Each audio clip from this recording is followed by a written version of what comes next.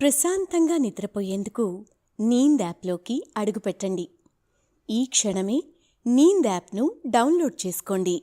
ఒత్తిడిని తగ్గించి ప్రశాంతమైన నిద్రలోకి మిమ్మల్ని తీసుకెళ్లే చక్కని కథలు, ధ్యాన పద్ధతులు, ఆహ్లాదకర సంగీతాన్ని మీరు నీంద్ యాప్లో మాత్రమే వినండి. ఇవే కాకుండా పలు రకాల స్లీప్ ప్రోడక్ట్స్ అయిన sleep gummies, milk mix, sleep tea bags గురించిన సమాచారం తెలుసుకోవచ్చు. ఈ ప్రోడక్ట్స్కి మీరు బానిస అయ్యే అవకాశమే లేదు. వీటిని వాడడం వల్ల మీకు ఎటువంటి సైడ్ ఎఫెక్ట్స్ కూడా ఉండవు. సంపూర్ణంగా నిద్రపోయేందుకు ఇవి సహకరిస్తాయి. మీ నిద్రానుభవాన్ని మరింత మెరుగుపరుస్తాయి. నమస్తే, నా పేరు హేమ. వరలక్ష్మి శ్రీనివాస్ రచించిన విధి ఆడిన వింత నాటకం అనే కథను చదివి వినిపిస్తాను. ప్రతి ఒక్కరి జీవితంలో ఎన్నో కథలుంటాయి. కొన్ని కథలు విజయాలైతే మరికొన్ని కథలు అపజయాలుగా మిగిలిపోతాయి. వీటిని దాటుకుని కూడా కొన్ని కథలుంటాయి. అవి విధి ఆడిన నాటకంలో విషాదంగా సాగినప్పటికీ ఏదో ఒకరోజు అద్భుతంగా మారిపోతాయి. అప్పట్నుంచి విషాదం ముగిసిపోయి సంతోషాలు జీవితంలోకి వస్తాయి. అలా విధి ఆడిన వింత నాటకంలో విజేతగా మారిన ఈశ్వర్ అనే వ్యక్తి కథ ఇప్పుడు మనం చెప్పుకుందాం. అయితే మనం కథలోకి వెళ్లే ముందు సౌకర్యవంతమైన స్థితిలోకి వెళ్దాం. మీకిష్టమైన రీతిలో పడుకుని అన్ని లైట్లను ఆఫ్ చేసి మీ కళ్ళు మూసుకోండి. నెమ్మదిగా గాలి పీలుస్తూ పూర్తిగా లోతైన శ్వాస తీసుకుని వదలండి. ఈ ప్రపంచాన్ని, ఇవాల్టి జ్ఞాపకాలను మెల్లగా పక్కకు నెట్టి నిద్రలోకి క్రమంగా జారుకునే సమయం ఇది. మరోసారి నెమ్మదిగా గాలి పీలుస్తూ లోతైన శ్వాస తీసుకుని మీ శరీరంలోని ఒత్తిడిని బయటికి వదిలివేయండి. ఇప్పుడు చేయాల్సిందల్లా విశ్రాంతి తీసుకోవడం, సేద తీరడం, మునుపటి స్థితికి రావడం. మీరిప్పుడు మీ పక్క మీద ఉన్నారు. రోజువారీ అలసట నుంచి మీ శరీరం విశ్రాంతి తీసుకుంటున్నట్లుగా మీకనిపిస్తుంది.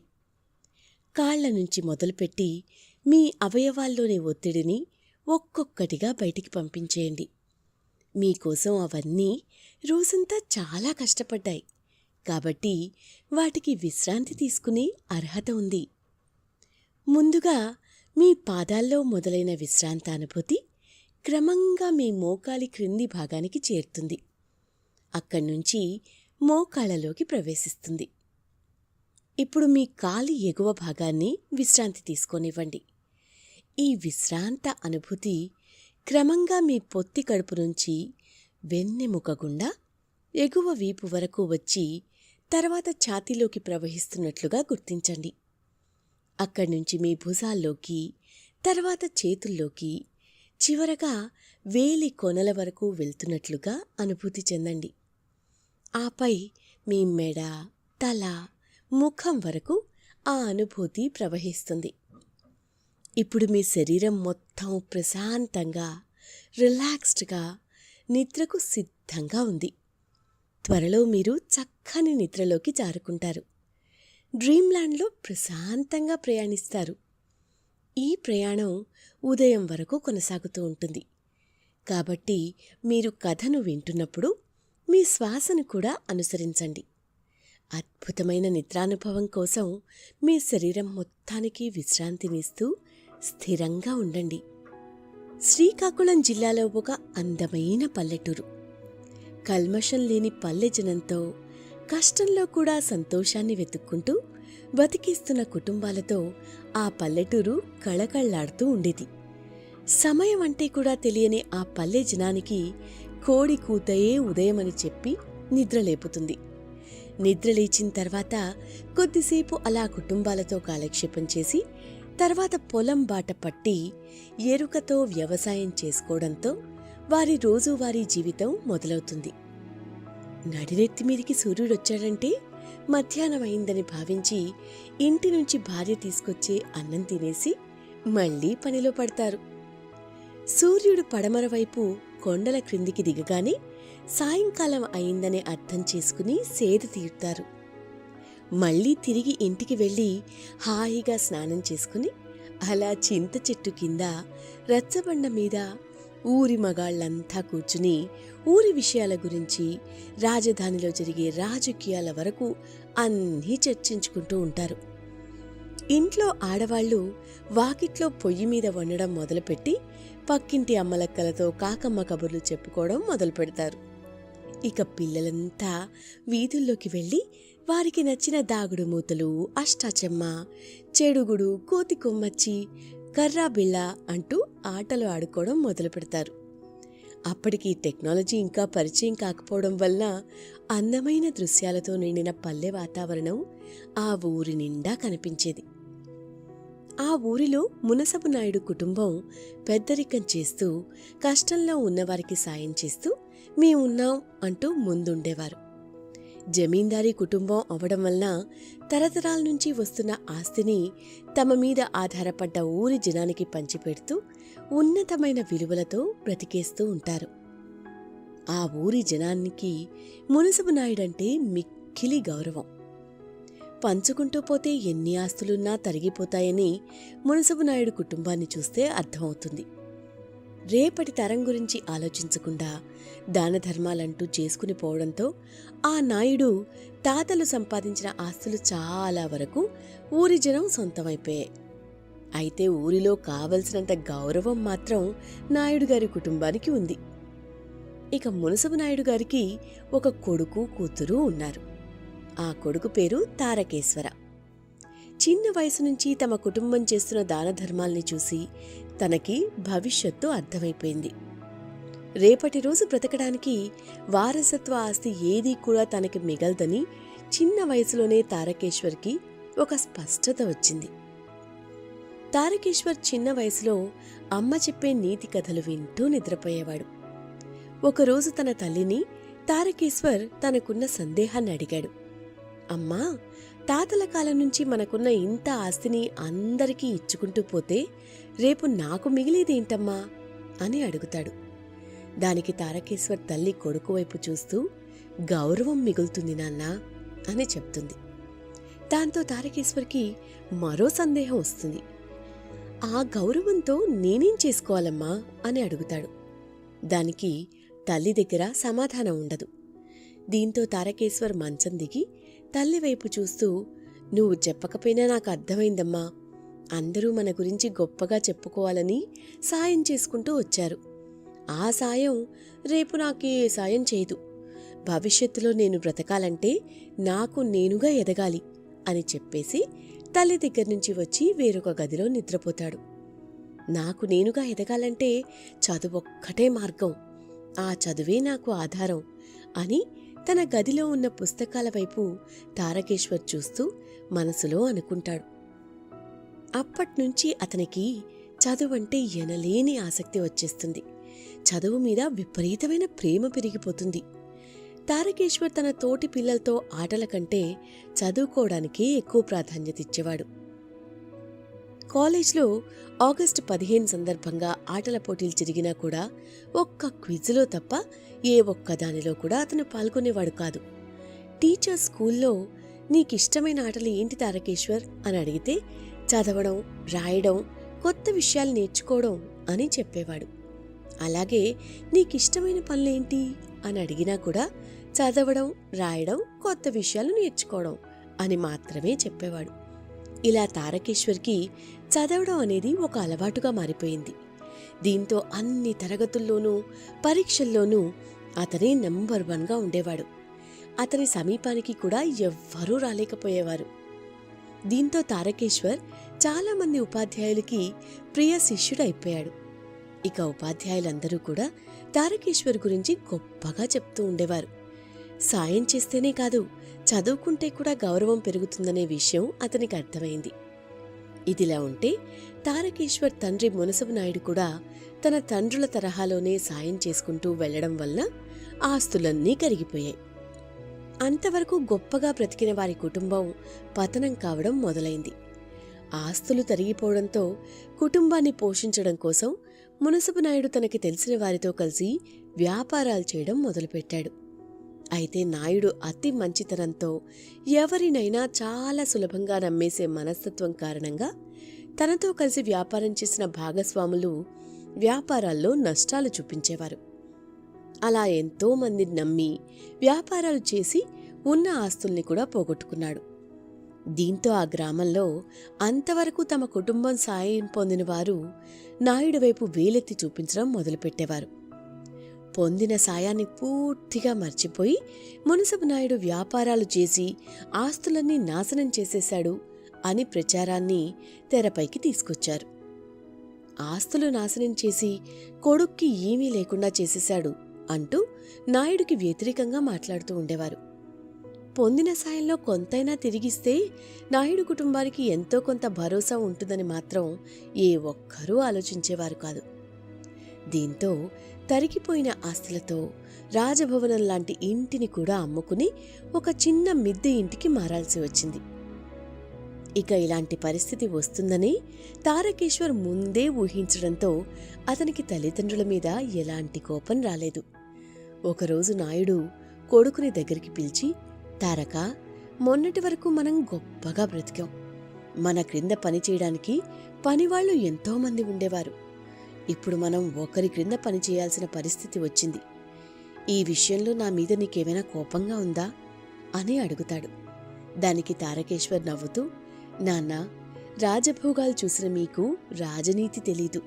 ఎదుటివారికి సాయం చేసే ముందు మీరు వెనక్కి తిరిగి నా వైపు ఒక్కసారైనా చూసుంటే భవిష్యత్తు కనిపించి సాయం చేయడానికి భయం వేసుండేది. కానీ మీరలా చూడలేదు. పక్కోడికి సాయం చేయడంలో మీరు సంతోషాన్ని వెతుక్కున్నారు. అది రేపటి గురించి మిమ్మల్ని ఆలోచించకుండా చేస్తుందని నాకు ముందే తెలుసు. ఎందుకంటే మీరు చేస్తున్న సాయం మీ కళ్లల్లో ఆనందం నాకు ఎదురుగానే కనిపించేవి. వెనక్కి తిరిగి చూడాల్సిన అవకాశం లేకుండా అని చెప్పేసి తారకేశ్వర్ బయటికి వెళ్ళిపోతాడు. కొడుకు మాటల్లో ఆంతర్యం నాయుడికి అప్పుడు అర్థమవుతుంది. నిజమే కదా, తరతరాల నుంచి వచ్చిన ఈ ఆస్తిని కాపాడుకుంటూ వస్తేనే మనతో ఉన్నవారికి కాస్తైనా సంతోషాన్ని ఇవ్వగలం. నన్ను నమ్ముకుని వచ్చిన వారి కోసం, నా వల్ల ఈ ప్రపంచంలోకి వచ్చిన వారి కోసం నేను ఏమీ మిగల్చలేదు. ఆస్తులు పెంచుకుంటూ వెళ్ళాలి కానీ తగ్గించుకుంటూ వెళ్ళకూడదు. ఈ సంపద మనతో కడదాకా రాకపోవచ్చు, కానీ మన ద్వారా వచ్చిన వారి భవిష్యత్తుకి భరోసా అవుతుంది. ఉన్నదాల్లో సాయం చేయాలి కానీ ఉన్నదంతా ఊడ్చేసి సాయం చేయకూడదు.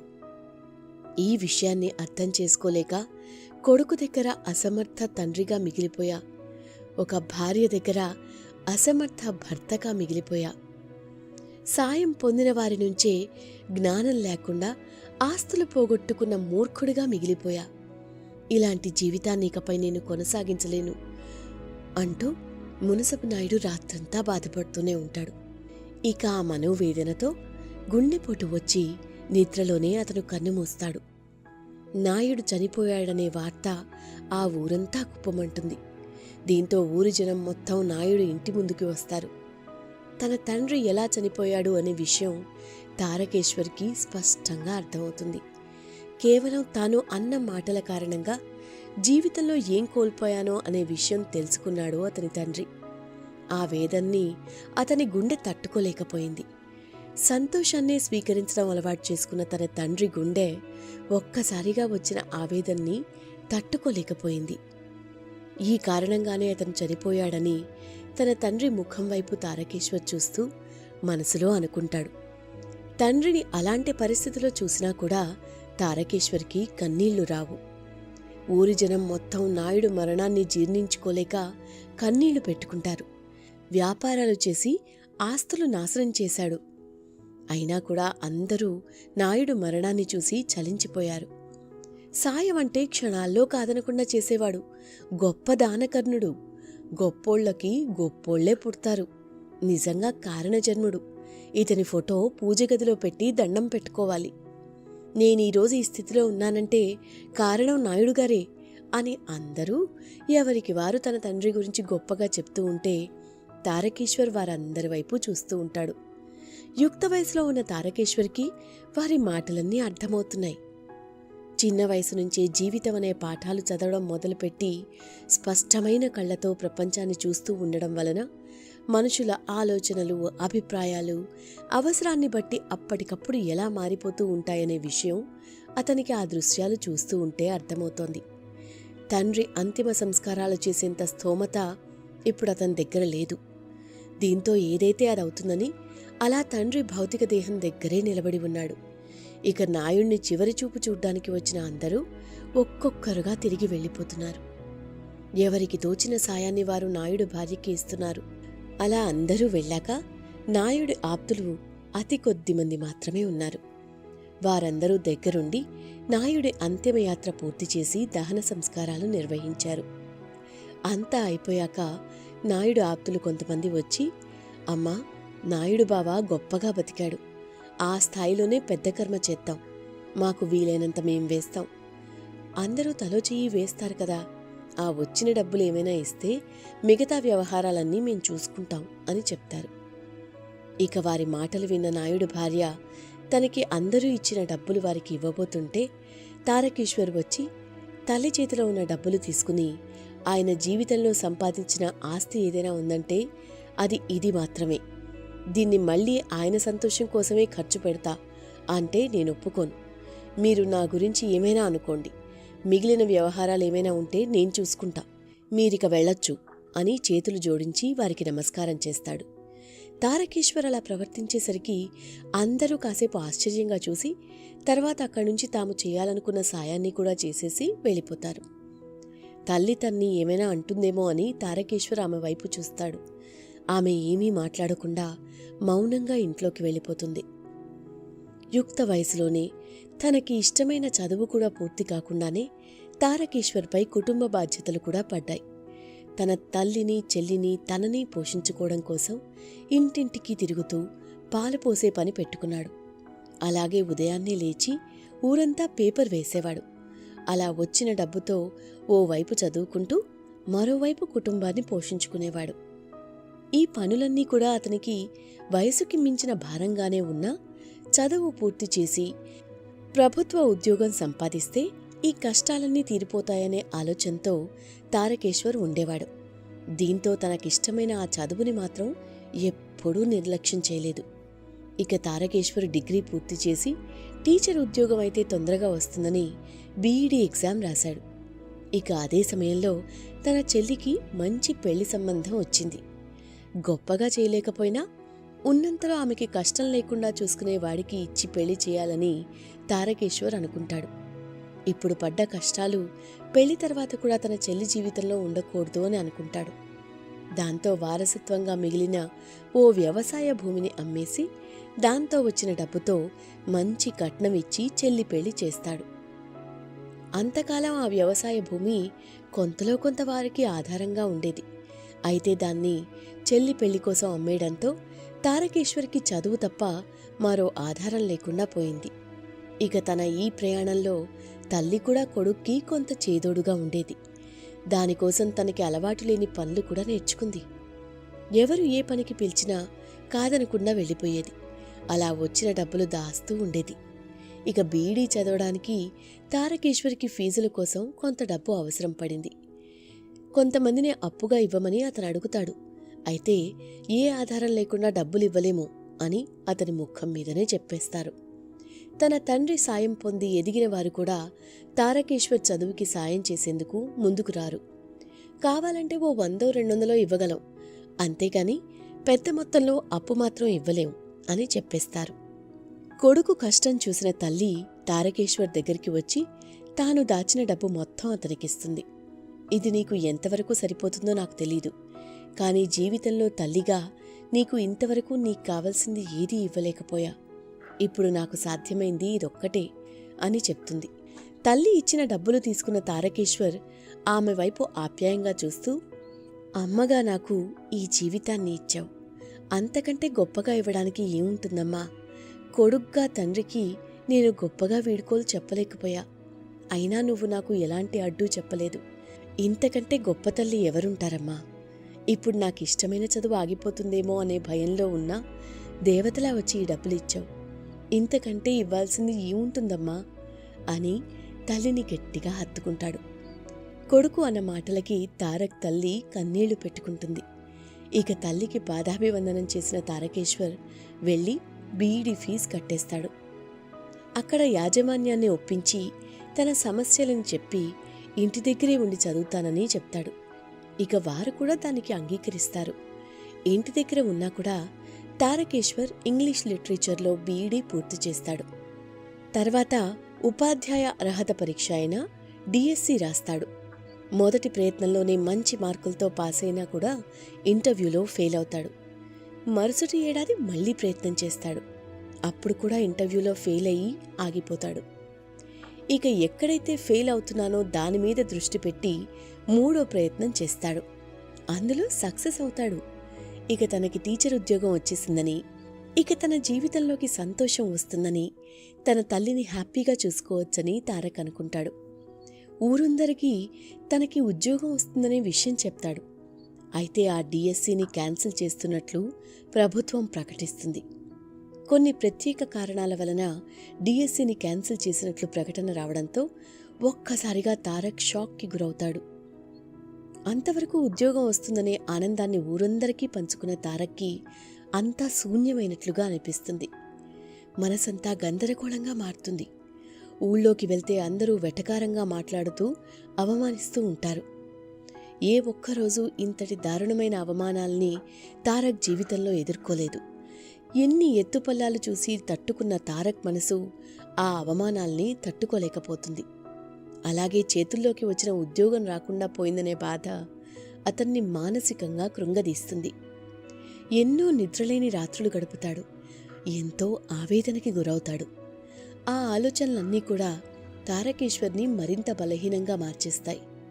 దీంతో అతను మతిస్థిమితం కోల్పోతాడు. ఇంటి నుంచి బయటికి వెళ్ళిపోతాడు. ఆంగ్లంలో ఎంతో ప్రావీణ్యం ఉండడంతో అతని మనసులోనే అదంతా నిక్షిప్తమై ఉండడంతో కనిపించిన ప్రతి ఒక్కరినీ పలకరిస్తూ ఇంగ్లీష్లో మాట్లాడుతూ ఉంటాడు.